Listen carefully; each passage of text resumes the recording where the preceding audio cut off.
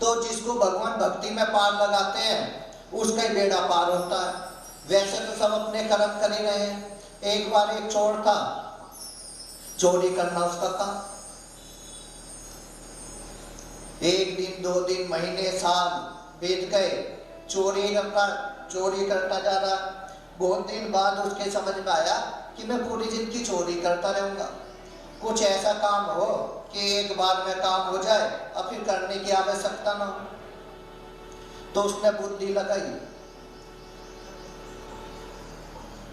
दिमाग लगाया, काम लिया। कहते एक बार ऐसे करता हूँ, छोटी मोटी चोरी कहाँ तक करता रहूंगा। एक बार राजमहल में चोरी करता हूँ और राजमहल में उस जगह चोरी करूंगा जहां बहुत धन हो, बड़े बहुमूल्य रत्न, सोना चांदी, हीरे जवाहरात हो। उसने ध्यान लगाया सबसे ज्यादा हीरे जवाहरात जो होते हैं वो रानीवास, जहाँ रानियां निवास करती है उस तरफ होते हैं। कह रहे आज मैं ना रानीवास के निकट ही चोरी करूंगा। जब वो चोरी कर लूंगा तो बहुमूल्य वस्त्र, आभूषण, मनिया वहां मिलेगी। बस एक बार करना, उसके बाद चोरी करने के बाद फिर आवश्यकता नहीं पड़ेगी, पूरी जिंदगी करता रहूंगा। उसी में पूरी जिंदगी बीत जाएगी, इतना माल मिल जाएगा, वहां इतने हीरे जवाहरात मिलेंगे। तो चोरी करने के उद्देश्य से उसने प्लानिंग की और रात को तो बड़ी सुरक्षा बदल जाती है। शाम के समय जब पहरेदार बदलते हैं, उसने निश्चय किया उस समय में मुझे वहां घुसना। उस समय थोड़ी अव्यवस्था होती है जब पहरेदार बदलते हैं, तो उसी में मुझे अपना काम कर जाना। जब ऐसी व्यवस्था की तो शाम के समय जब पहरेदार बदलते थे तो राजमहल में प्रवेश कर गया। राजमहल में प्रवेश करने के बाद वो जहाँ राजा रानी का बैठने का कक्ष था, ड्राइंग रूम, वहां जाके छिप गया। कह रहे फिर बाद में तो मौका नहीं मिलने का। वहां बड़ा सोफा पड़ा हुआ था, उसके पीछे जाके वो छिपा। वहीं खाना खाने के बाद राजा और रानी आके बैठे। राजा रानी से बात कर रहा था और चोर जो सुन रहा था। अब सभी को अपने बच्चों की चिंता होती है, चाहे गरीब हो, अमीर हो, राजा हो, रंग हो, सब सोचते हैं हमारे बच्चे कामयाब हो और अच्छा पढ़े लिखे, अच्छा उनका भविष्य हो। ऐसी रानी को भी चिंता थी। राजा से पूछा कि हमारा बेटा है, इसको भाई कैसे, कहाँ, कौन से गुरुकुल में पढ़ाना है और आपकी क्या इच्छा है। कि जी मेरी इच्छा ये है, राजा बोला रानी से, कि क्यों ना इसे संत बना ले। वे करोड़ों में से कोई एक ही संत निकलता है, एक स्टेज में से एक या 2 ही संत निकलेंगे जो संन्यास लेकर, संन्यास कितने ले रहे हैं। अगर जो संत कोई व्यक्ति निकल जाए पूरे परिवार में से, तो पिछले वाली 7 पीढ़ी तर जाती है, आने वाली 7 तर जाती है, उद्धार हो जाता है। तो मैं सोचा हूँ संत बनाना उचित रहेगा, मेरी इच्छा तो ये। रानी बोलेंगी तो हमारी और आपकी इच्छा से क्या, वो ना बनना चाहे। राजा बोला कि एक काम करते हैं, मैंने 4 संत अभी आए हुए हैं हमारे राज्य में, राज्य के बाहर जो वाटिका उसमें ठहरे हुए हैं। जब 4 संत उसमें ठहरे हुए हैं तो एक काम करते हैं, मैं तो उनके पास जाता हूँ, उनमें से जो भी मुझे उचित लगेगा उसके पास अपने बेटे को छोड़ेंगे। वहां रहने के बाद अगर इसकी इच्छा हुई संत बनने की तो बनाएंगे, वरना जो कहेगा वो बना देंगे, बाद में इससे पूछ लेंगे। तो ये कह के तय होके राजा रानी तो सोने चले गए।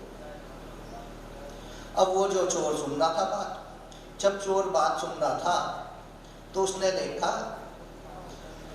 बुद्धि लगाई कि 4 संत आए हुए हैं, और बुद्धि में बड़ा तीर होता है जो चोर होता है, तेज रहता है। कह रहे ये संत, अगर जो मैं संत बन जाऊं, महात्मा बन जाऊं, तो अगर इसका जो लड़का है वो मेरा शिष्य बन जाएगा, मैं गुरुजी बन जाऊंगा, फिर तो पूरे राज्य में जो मैं चाहूंगा वही होगा। चोरी करके काला में एक दिन पकड़ा जाऊंगा और जेल भी हो सकती है। तो ना चोरी का तो उद्देश्य छोड़ दिया और वहां से बाहर निकल के जहां भी ये नकली दाढ़ी मूंछ, साधुओं का सामान, पूजा का सामान मिलता, उस वाली दुकान में घुसा, चोरी कर ली। नकली दाढ़ी मूंछ लेके, कुर्ता पजामा लेके, अब बाहर जब निकला तो सोचा मैं संत तो बन जाऊंगा, और राजा अगर मुझसे मिल लिया तो मुझे तो कुछ ज्ञान नहीं है, तो मैं ज्ञान क्या बताऊंगा, वो तो 1 मिनट में पकड़ लेगा कि ये तो नकली साधु। जब नकली साधु 1 मिनट में पकड़ लेगा, कह रहे क्यों ना मैं उन वाले चारों साधु के पास चला जाऊं, वो जो संत ठहरे हुए। संत और साधु में अंतर तुम्हें पता ही है, कल बताया था। जिनका मन निर्मल हो गया वो संत, और साधु वेशभूषण।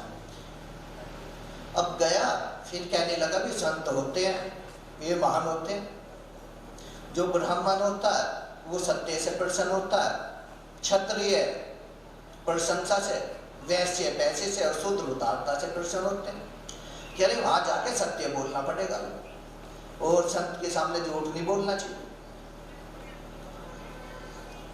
तो वहां पहुंच गया, पहले संत के पास गया। जब पहले संत के पास पहुंचा, उसने बता दी जी मैं जो है ना पैसे से जो चोर हूं, और सदा चोरी करिए, मुझे पता है कि चोरी करना गलत बात है, लेकिन हम तो जी महाराज जो हुआ वो तो हो गया, कुछ हो नहीं सकता, पर मैं जो है ना अब अच्छा जीवन व्यतीत करना चाहता हूँ, और ये चोरी छोड़ना चाहता हूँ, और कुछ आप मुझे उपदेश देंगे तो मैं बता दूंगा। क्या जी वैसे तो यहाँ 4 बैठे हुए तो, लेकिन पहले आप ही थे तो मैं आपके पास आ गया, क्या कुछ मुझे उपदेश दो, कुछ बताओ जो मैं आगे अपना जीवन का उद्धार कर सकूं। क्या जी देखो हम यहाँ 4 संत हैं, चारों अपने अपने हिसाब से अलग अलग विधि से भक्ति करते हैं, मैं तो सत्य पे चलता हूँ। सत्य बराबर तप नहीं और झूठ बराबर पाप, जिसके हृदय साच है उसके हृदय, आप जहाँ पे सत्य बसता है जिसके हृदय में, उसके हृदय में भगवान बस जाते हैं। तो हमेशा सत्य बोलो, और मेरे पास जो आता है उसे मैं यही बोलता हूँ कि सत्य बोलना चाहिए, सत्य के बराबर तप नहीं है। तो हमेशा मैं तो ये बोलना चाहता हूँ आपसे कि आपने जो अब तक किया तो ठीक है, सारी चीज भाव की है, जैसे भाव चेंज होते हैं ऐसे हमारी स्थितियां चेंज हो जाती हैं। तो आप है ना सत्य बोलना शुरू कर दो, तो वो लिख लेता है, याद कर लेता है, सत्य बोलना है। फिर कहता है जी एक काम से तो बात नहीं बनने की, दूसरे साधु के पास चला जाता है, वहां जाके बोलता है देखो महाराज मैं पहले साधु के पास भी गया था, उन्होंने बताया कि सत्य बोलना चाहिए, तो ये उपदेश तो मैं वहां से ले आया, और मैं चोर हूं और मैं आपके पास ले आया। देखो आदमी सब जगह जाता है, अपनी प्रवृत्ति के अनुसार ही संग करता है, और जैसे संगति होती है वैसा आने वाली हमारी स्थिति हो जाती है। तो उन्होंने तो सत्य बोल दिया, आप भी कुछ उपदेश दो। क्या इस दुनिया में बस एक ही चीज है जो पहली है, ये यथा मां प्रपद्यन्ते तानिष्ठैव भजाम्यहम् मम वर्तमानो वर्तन्ते मनुष्य पार्थ सर्वस्य। हे अर्जुन जो भक्त मुझे जिस प्रकार बसता है मैं भी उसको उसी प्रकार बसता हूँ, क्योंकि सभी मनुष्य सब प्रकार से मेरे बात का अनुसरण करते हैं। तो चोर तुम मेरी बात सुन, मैं तो अपने आप को भगवान का मानता हूँ, और जब हम अपने आप को भगवान का मानते हैं तो भगवान हम को अपना मान लेंगे। जैसे हमारे भाव होंगे ऐसे भगवान के होंगे, जैसे हमारे भाव होंगे ऐसे हमारी भक्ति होगी। तो भाव ऐसे कर लो कि हमेशा ये लगे कि हम भगवान के हैं, तो भगवान हमें अपना मान लेंगे। मैं तो इसी वाली पद्धति से, इसी वाली युक्ति से अपने आप को भगवान का मानता हूँ, और बस यही कह के अपना जीवन व्यतीत कर रहा हूँ और इसी विधि पे चल रहा हूँ। कह रहा ठीक है महाराज, याद कर लेता कि सत्य बोलना और अपने आप को भगवान का मानना। ऐसे याद करके आगे निकलता, तीसरे वाले साधु के पास जाता है, साधु से बोलता महाराज मैं चोर हूँ, देखो झूठ बोल लूंगा नहीं, पहले मैं तो जो संत है उनके पास भी गया हूँ, उनसे मुझे 2 चीज मिली, आप भी कुछ बताएंगे। कह रही जैसे उन्होंने बताया वे अपनी अपनी पद्धति से अपनी अपनी युक्ति सबने निकाल रखी है, जिसको भी दर्शन हुए भगवान की अपनी नई युक्ति से ही हुए। तो उन्होंने अपनी निकाल रखी, ऐसे मेरी अपनी। कह जी महाराज कुछ बताओ, शिक्षा दो, हमारी कितनी, आपकी कौन सी युक्ति है? तो बोल रहे जी देखो, कलयुग केवल नाम आधारा और सुमर सुमर नर उतर ही पारा, केवल भगवान का नाम लेते जाओ।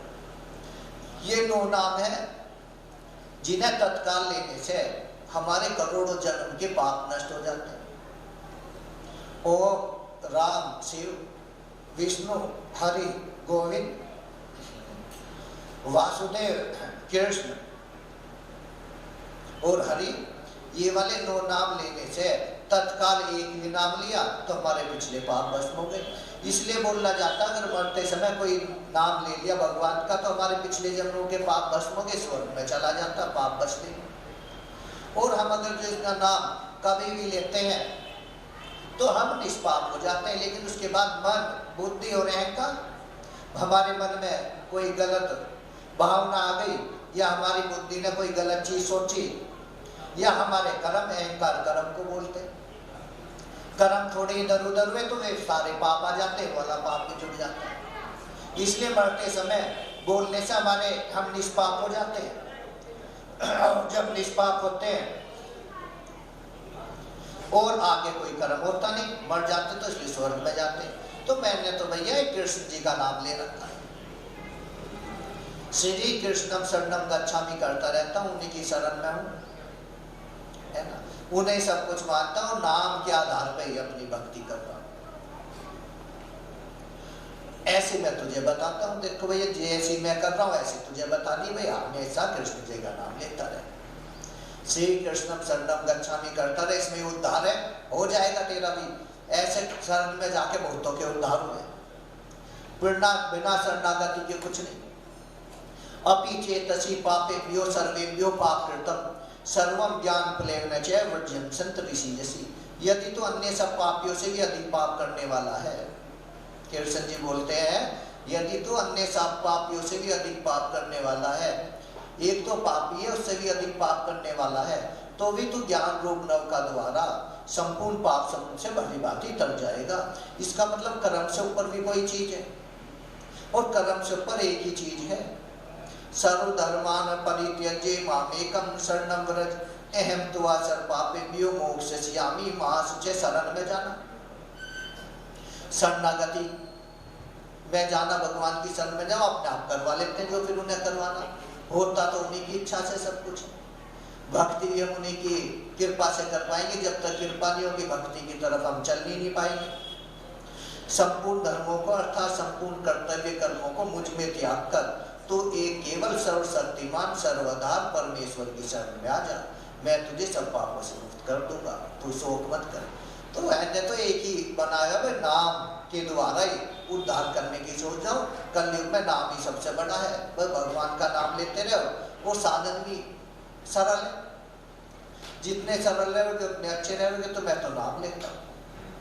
अब चौथे वाला बचा, कहने लगा चलो 3 चीज तो हो गई, एक तो सत्य बोलना, अपने आप को भगवान का मानना और हमेशा भगवान का नाम लेते रहना। चौथे के पास गया, कह रहे जी मैं आपके पास आया हूँ, आपको मेरा बार बार करोड़ों बार प्रणाम है, और आपसे बस एक ही चीज पूछनी थी, कुछ जीवन के उद्धार के लिए कुछ युक्ति हो, कोई भक्ति कैसे करें कुछ बता दो। कह जी देखो हम यहाँ चारों अलग अलग पद्धति से करते, 3 के पास आप आया है, उन्होंने बताई दी कैसे करते। मेरी तो भक्ति ऐसी है कि मैं किसी का दिल नहीं दुखाता। भाई हृदय में जो भगवान वास करते हैं, अगर जो हमने हृदय किसी का दुखाया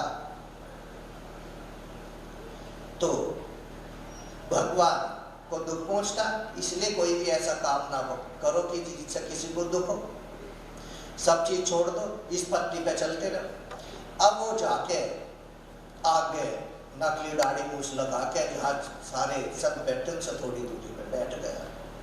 सुबह होने वाली ब्रह्म मुहूर्त होने वाला, सुबह ही 4 बजे अच्छी प्रवृत्ति होती है, अच्छा माहौल होता है भक्ति का पूजा का।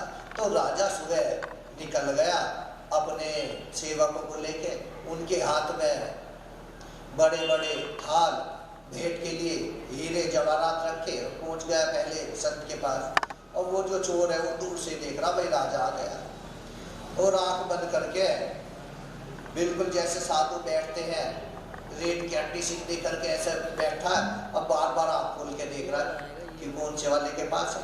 पहले उनके वाले के पास गया तो राजा को बताई उसने, जी हम तो सत्य बोलते हैं, सत्य के हिसाब से हमारी भक्ति चलती है।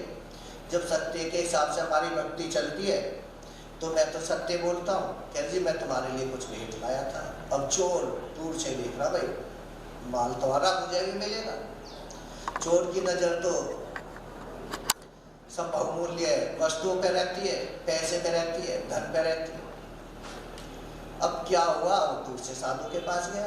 पहले साधु ने बता दी मैं तो भाई सत्य ही बोलता हूँ, सत्य से बड़ा कोई ना तो धर्म है ना तप है।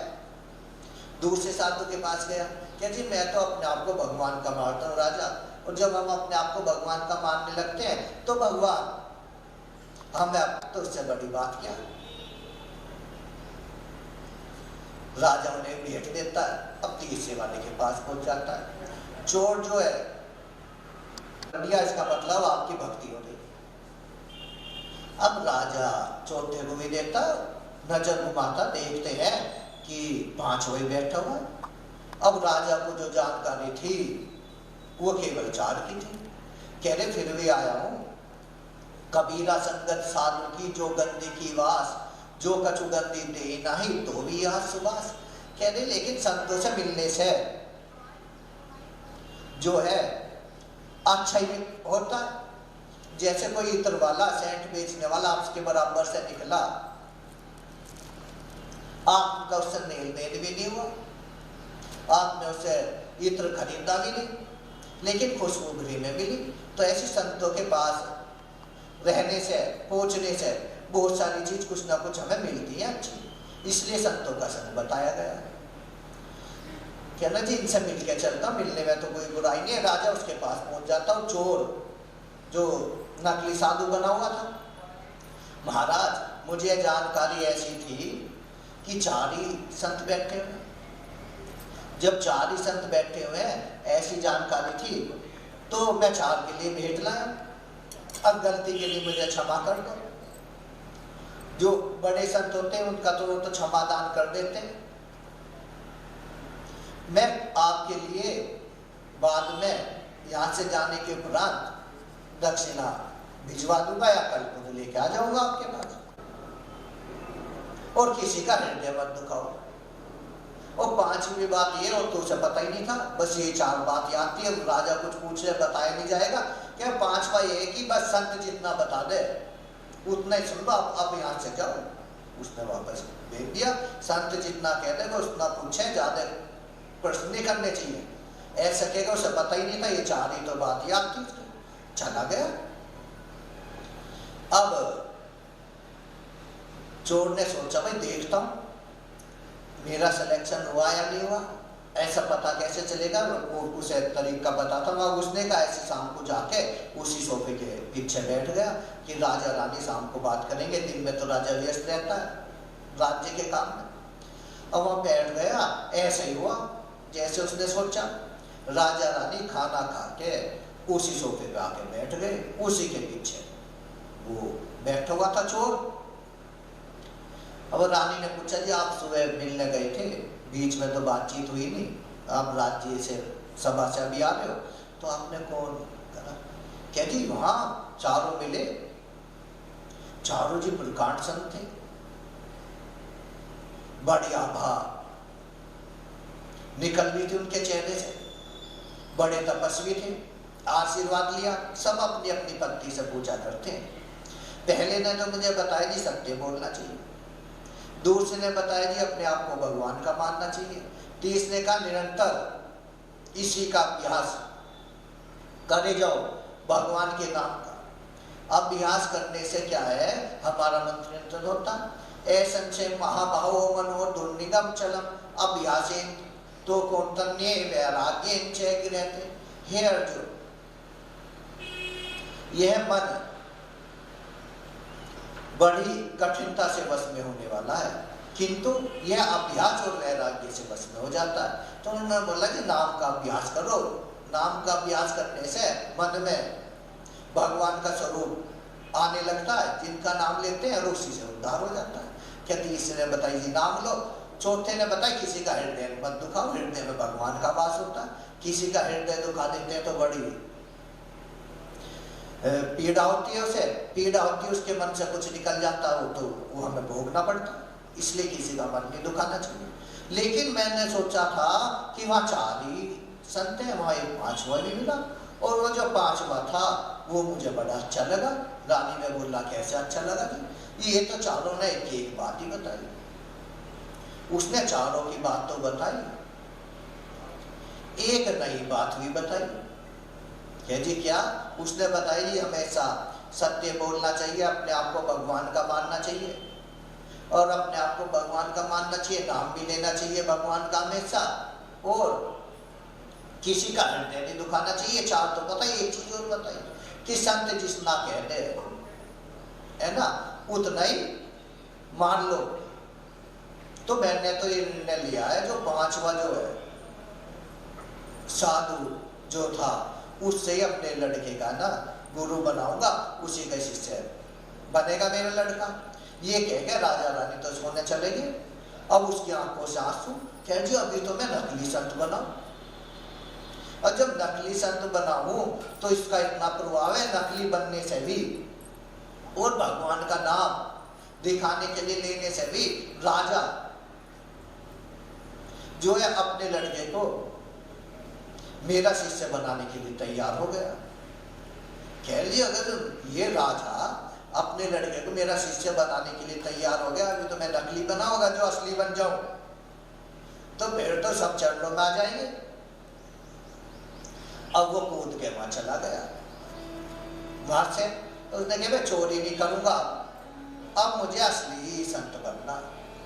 असली संत बनने के लिए पूजा के लिए जरूरत है गुरु की। और ये जो चोर होते हैं ये बड़े जो तेज होते हैं, चकोरिया होते हैं। जब ये तेज होते हैं तो इन्होंने ये देखता क्या है, जिसको भी गुरु बनाना चाहे और इसके मन में ना भरे कि ये गुरु बनने लायक है, फेल हो जाए। इसने मन में सोच रखी थी कि जो देखते ही ऐसा लगेगा कि ये इसे गुरु बना लो, गुरु बनाऊंगा उसे। मन की इसके ये वाले भाव थे कि उन्हीं पे चल रहा। लेकिन वो चारों बातें से याद थी, हमेशा सत्य बोलता था, अपने आप को भगवान का मानता था, निरंतर भगवान का नाम लेता था, और किसी का हृदय नहीं दुखाता था। 1 दिन 2 दिन महीनों साल बीत गए, ऐसे करते हुए 7 साल उसके बीत गए। जब उसके 7 साल बीत गए, अनुसरण से इन्हीं का ही करना, एक तो सत्य बोलना, एक भगवान का निरंतर नाम लेना, अपने आप को भगवान का मानना, और किसी का हृदय न दुखाना। तो जैसे ही कल कृष्ण जी ने अपने भक्ति साथ में बोला था कि अगर मेरी भक्ति करना चाहते हो तो अपना हृदय शुद्ध कर लो, मैं अपने आप गुरु भिजवा दूंगा, गुरु तुम्हें वहीं मिल जाएंगे। तो भगवान श्री कृष्ण बड़े प्रसन्न हुए। 7 साल तक इनमें से एक चीज थामना बड़ा मुश्किल है। अगर तुमने तिलक लगाने की भी सोच ली कि रोज मैं तिलक लगाऊंगा, ये चीज होते हैं, तो भी रोज नहीं लगा पाओगे, छूट ही जाता है। इतना साधन नियम पे नहीं होता। लेकिन उसने ये चारों चीजें साध ली। जब चारों चीजें साध लेते हैं, भाई अपने आप को भगवान का मानना, सत्य बोलना, एक ही चीज साधने से बहुत, उसने चारों साध ली। तो भगवान कृष्ण जी एक दिन उसके सामने प्रकट हुए।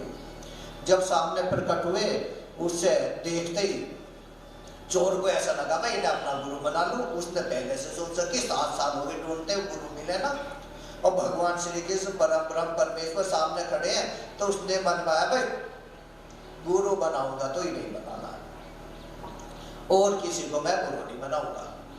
उसने जाके वहां कह दिया उनसे भाई आप बड़े संत दिखते हैं, जो संत के रूप में कृष्ण जी आए थे, और मैं आपको जी गुरु बनाना चाहता हूँ। जब गुरु बनाना चाहता हूँ आपको, आप मुझे अपना शिष्य बना लो। कहती मैं ऐसे शिष्य नहीं बनाता, मेरी कुछ शर्तें। ये शर्तें सब मंजूर, बिना बोले ही। जब सब मंजूर है बिना बोले, तो आप बस एक बात बताओ कि करना क्या है। क्या जी पहले सुन तो ले, शर्त क्या है। क्या जी मंजूर, मैं तो 7 साल से घूम रहा हूँ, आज आपको देख के लगा कि गुरु आपको बना ले, वरना तो मैं घूम रहा, मुझे गुरु ही नहीं मिल रहा। जो आप कहोगे बिना शर्त मंजूर है, बस आपका शिष्य बनना चाहता हूँ। क्या मेरी शर्त बड़ी कैडी होती है, मैं परीक्षा लेता हूँ कि जो परीक्षा सब पास कर दूंगा। कह जी मुझे है ना 4 लोगों के सिर चाहिए। कह रही किन्हीं के सिर चाहिए, लोगे दिक्कत की नाम बताओ, पहले छोड़ रहा हूँ, बहुत लड़ाई झगड़े करें, लेकिन गुरु तो मैं बनाना, एक बार नाम बताओ किनकी, गर्दन ला दूंगा मैं। कि एक तो उसकी गर्दन चाहिए जो हमेशा सत्य बोलता हो, एक उसकी गर्दन चाहिए जो अपने आप को भगवान का मानता हो, एक हमेशा जो भगवान का नाम लेता हो, एक किसी का हृदय ना दुखाता हो कि मुझे पता कहाँ रह रहे, यहीं ठहरो, और तलवार से भी गर्दन काट के लाता हूँ। लेकिन गुरु जी आपको ही बनना, आप यहीं ठहरेंगे, मैं लेके आता हूँ गर्दन। और वापस मुड़ गया, भगवान के दर्शन हो गए। 7 साल का तब सामने आया, उसके मन में आया कि मैं जी गर्दन काटने तलवार उठा के चल दिया हूँ, लेकिन जब काटूंगा तो हृदय दुखेगा और पाप भी होगा। यदि ये तो मामला परीक्षा कैडी हो गई, और जब परीक्षा कैडी हुई है तो ऐसे तो देख कर नहीं सकता मैं, मैंने 7 साल हो गए हैं कि कैसे करूं। तो उसकी बुद्धि ने साथ दिया, विवेक ने साथ दिया, उसने सोचा भी ये चारों चीज तो मेरे अंदर ही है।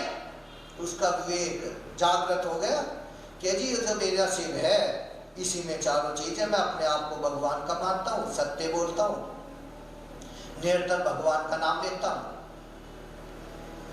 और किसी का हृदय नहीं दुखाता। वापस भगवान श्री कृष्ण जो संत बने थे उनके पास पहुंच जाता है, वो बोलता जी मैं नीचे बैठ जाता जी, मैं अभी आपकी गर्दन काट के दे रहा हूँ, लेकिन गुरु जी तुम्हें बनाना है, ये चारों चीज मेरे अंदर है। तो कृष्ण जी उसे अपना स्वरूप दिखा देते हैं और उसका उद्धार हो जाता है। बोलो बाके बिहारी लाल